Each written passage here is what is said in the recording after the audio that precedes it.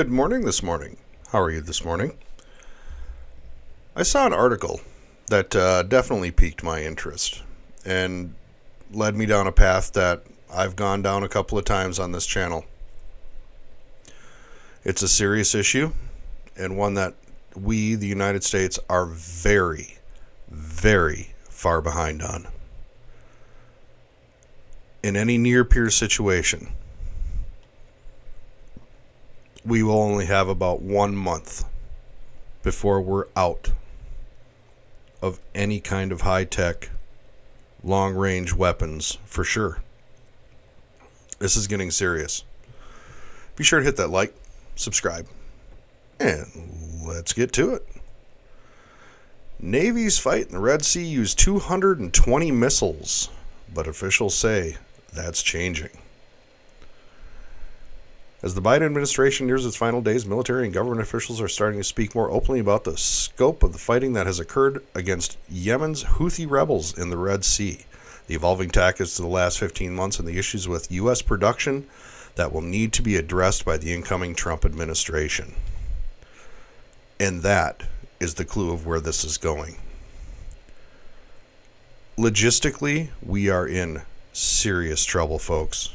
Serious trouble. And as we go through this, we're going to uncover it. And we're going to point out some things. Let's go back to that article real quick, because this is going to get fun and expensive. I hope that it's fully understood by the time this is over what I'm talking about. One key driver that seems to be the dual concern over the cost of the missiles in question, as well as the military's ability to replenish its supply should a fight with China arrive. According to McLean, the Navy fired 120 SM-2 missiles, 80 SM-6 missiles, 20 Evolved Sea Sparrow missiles, and SM-3 missiles. The SM-2 missile alone runs around $2 million apiece, while newer SM-6 missiles capable of knocking down other ballistic missiles in flight are double, around $4 million each. The SM-3 missile, capable of striking targets in space, ranges in cost from $9 to $28 million apiece. These figures also don't include the number of Tomahawk cruise missiles that have been used to strike Houthi locations in Yemen. While precise cost totals of munitions expended over the last 15 months, even with new information, it's hard to arrive at. It's clear the Navy has expended over $500 million in just the cost of missiles. This is to defeat the Houthis in Yemen. The Houthis in Yemen. Now, I get it. The Navy's got missiles. We got missiles. It's not like we're bereft of getting missiles. But the production end of getting these missiles is a real problem. A real problem. This just broke 21 hours ago. The United States Navy warships have to leave the Red Sea fight for weeks to reload their missiles. This article is in regards specifically to underway rearmament of U.S. warships.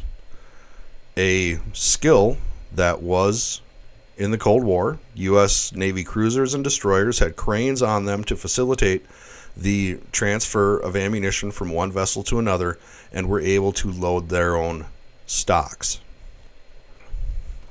Del Toro said after the test that Tram was on track to be fielded in 2 or 3 years, but his comments this week reinforced the fact that maritime war against China featuring an American armada dispersed across the Western Pacific will require an at-sea reloading capability.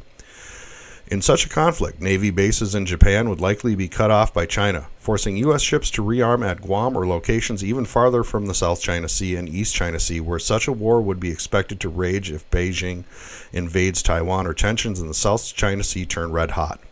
Ashore reloading hubs would likely become prime targets for the enemy as well. There's also the fact that a Navy destroyer or cruiser could be left at least partially undefended when transiting a naval war zone with empty missile cells. This is a major problem. We have allowed to atrophy our skill in underway replenishment and rearmament. Clearly, the United States Navy is having to relearn skills that it lost 30, 40, 50 years ago. This is also a problem.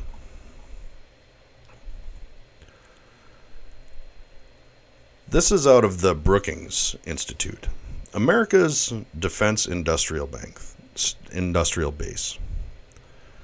This article goes through the procurement process for weapons and other things. But this is pretty much the main thing I think is important. This is the loss of U.S.-based prime contractors and in the field of defense. Tactical missiles went from 13 prime contractors down to 3. Fixed-wing aircraft went from 8 contractors down to 3. Expendable launch vehicles from 6 to 2. Satellites 8 to 4. Surface ships 8 to 2. 8 to 2. This also goes into the fact that we only have 4 production yards that can produce United States naval vessels. This is a major problem.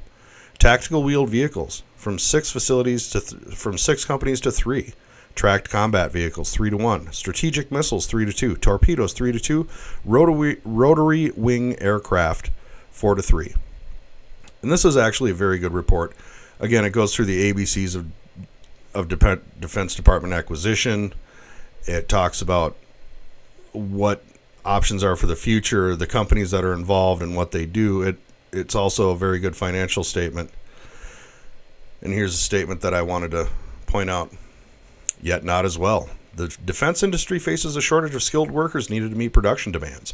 Artillery is simpler to produce than advanced modern weapons. Certain contractor bases are weak.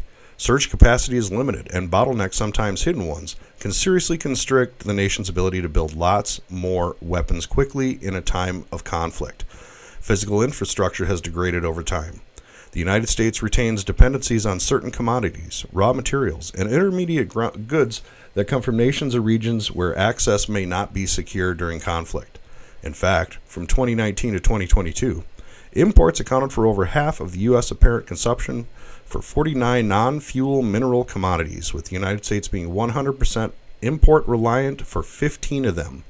The figure below shows the United States that the United States was over 50% import reliant on 4 non-fuel mineral commodities. China was the top supplier for 24 of these commodities.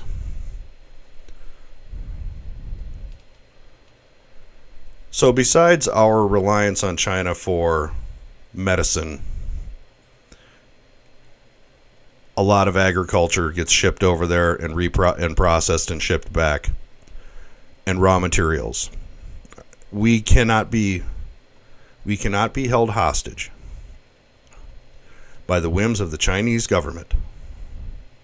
And if we get into a conflict, our ability to access those precious earth minerals will be limited, if not eliminated, from that area of the globe. It's my opinion that the United States needs to consider a war production board. A war production board similar to that in World War II. It shouldn't be called the War Production Board. Perhaps it should be called the Procurement Production Board or something like that. But during World War II, the War Production Board, which is an agency of the United States government that supervised war production during World War II. Franklin Delano Roosevelt established it in January of 1942 with Executive Order 9024. The organization is essentially the National Chair, the Secretary of Agriculture, Navy, War, Lieutenant General of the Army Department.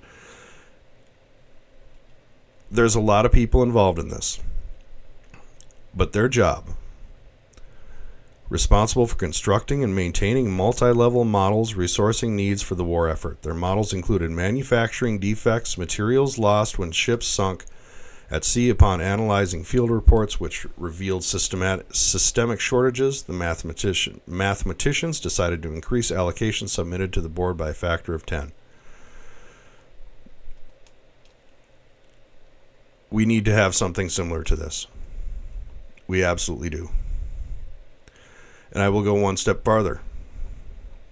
I am of the opinion that the United States needs to reinstitute Army ammunition plants and U.S. military armories and arsenals. Like the Rock Island Arsenal in Illinois, the Twin Cities Army ammunition plant. During World War II, these plants sprung up around the country at an amazing rate. I'm trying to look for the stat here, but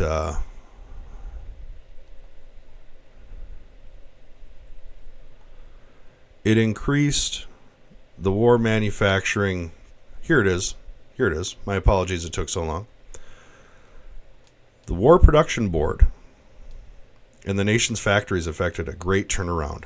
Military aircraft production, which totaled 6,000 in 1940, jumped to 85,000 in 1943. Factories that made silk ribbons now produce parachutes. Automobile factories built tanks. Typewriter companies converted to rifles. Undergarment manufacturers sewed mosquito netting, and roller coaster manufacturers converted to the production of bomber repair platforms. One of the things that a war production board or a procurement production board would ensure is the standards of companies, the encouragement of companies. There has been an investment recently, I can't find the article offhand, for the encouragement of companies to create excess capacity. As you heard, surge capacity. That surge capacity is exactly what's required in what we're talking about here. An arsenal, realizing the key to victory lay in the ability to produce vast amounts of war materials in a short period of time, the newly formed War Production Board identified private companies such as Ford Motor Company, Lionel Train Company, that would be able to produce materials needed to make weapons and other military equipment. Arsenals and depots such as the Rock Island Arsenal were given the responsibility of providing technical supervision of the civilian plants to ensure tanks, artillery, and machine guns were produced to specifications, as well as building of other war materials. I do think that this is necessary again. We cannot enter another war on the back foot. The reason we were able to do anything in World War II within the first year or two is because we had already built up production to become the arsenal democracy to feed the free world and the Soviet Union in their fight against the Yazis. We need to take steps to have surge capacity on a moment's notice. The Defense Department needs to institute a board or whatever they want to call it to make sure that this capacity is in the system and ready to go. We've already increased our production of artillery shells and rockets because we've been supplying them to the Ukrainians. We're now at, I believe it's 1.5 million artillery rounds per year. Just a moment.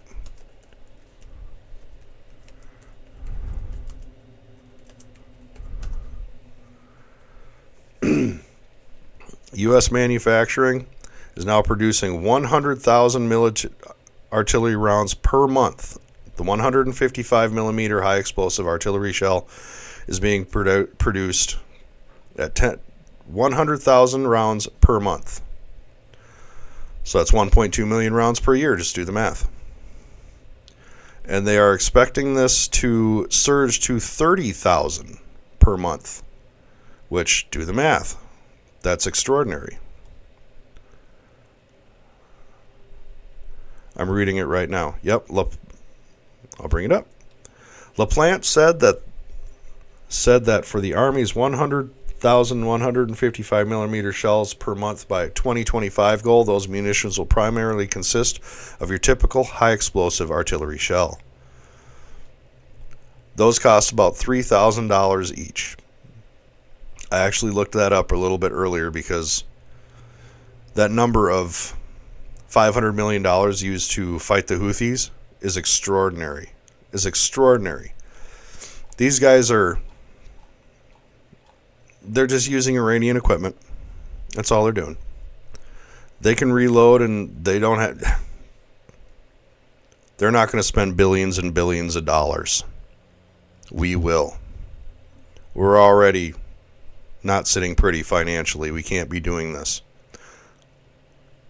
Also, we don't have currently, at this moment in time, the capacity to have these missiles procured fast enough. I believe Patriot missile production capacity was only in the 100 plus for a year for the missiles. 100 plus units. Not batteries, units, individual missiles per year. We can't have that. Now you take everything that I have said regarding our inadequacy logistically, and imagine that in a near-peer conflict. With China, we are out of Tomahawk missiles in a couple weeks. We are out of virtually everything in a couple weeks. Our surge capacity would surge, but it would take months, if not years, for it to catch up. The United States is behind. We are far behind. We need manufacturing capability for our defense systems, and we need it now. I am advocating for an increase in the defense expenditure when it comes to shipyards, manufacturing facilities, mineral extraction. These are basic things that, yes, will fall under the purview of the Defense Department. It doesn't at this moment, but if we ever get into a real issue, you bet your ass it will. You bet it will. We also need to start thinking about the capacity of food. What if we have to feed an 8 million man military? I say 8 million because that's what it was in World War II. We could do that times 2. So we need to think about these things. And right now our capacity to create and surge into them is almost non-existent. We are far behind. This concerns me greatly because American lives are on the line. And the politicians do not care, because their kickbacks from all these industries have just left them impotent. Oh, whatever sounds good. Oh, the kickbacks keep coming, but that's not a problem. Through that time, since 1990, you saw the stats. I'll bring it up again for our manufacturing capability in specific weapon systems. This is a problem. This is a problem. Yes, these are the contractor lists, not the facility lists. But we need more contractors and more facilities, more production. This is a matter of life and death. It would also stimulate our economy greatly to have people getting a good paying job. But that's all I got. I wanted to bring this up today. That article definitely piqued my attention. $500 million to fight the Houthis. That's just the Houthis. I don't believe we even discussed the defense for the Iranians, from the Iranians that we did for the Israelis. You think that was cheap? I'm sure it wasn't. And there goes more of our stockpile. We need to start thinking of ourselves logistically, manufacturing capacity-wise. We need to start thinking of ourselves. But with that, I appreciate you. And I appreciate you listening. And I thank you.